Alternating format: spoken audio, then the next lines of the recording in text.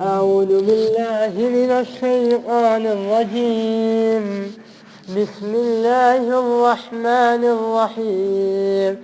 إن الله اصطفى آدم ونوحا وآل إبراهيم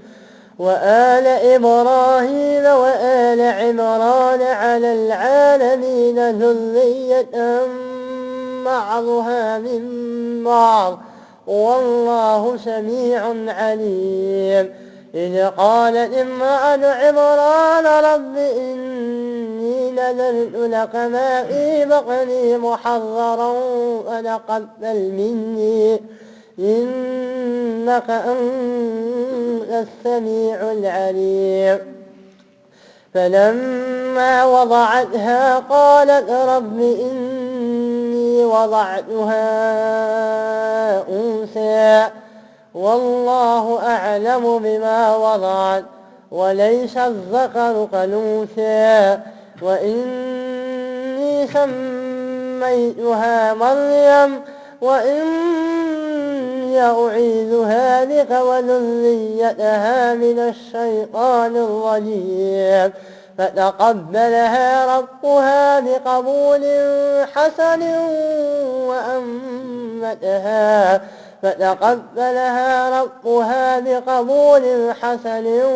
وأنبتها نباتا حسنا وكفلها زكريا.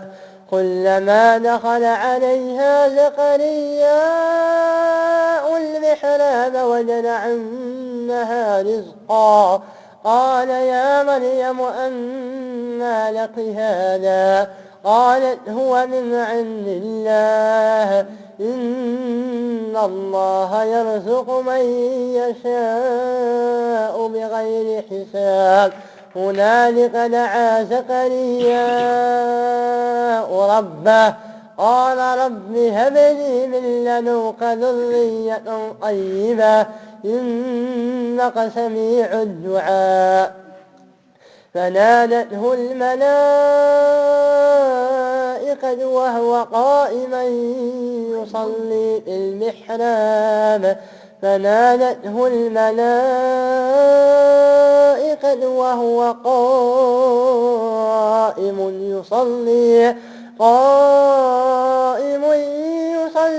المحراب أن الله يبشرك بيحيى مصدقا بكلمة من الله وسيدا وحصورا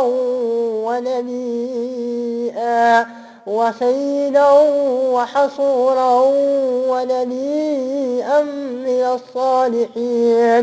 قال رب أنى يكون لي غلام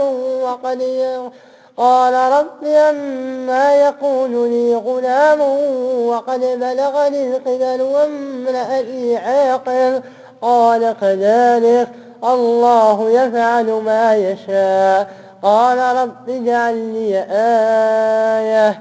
قال آيتك ألا تكلم الناس 3 أيام إلا رمزا واذكر ربك كثيرا وسبح بالعشي والإبكار.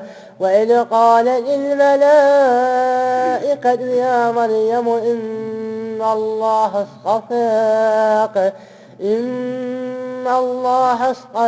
وطهرك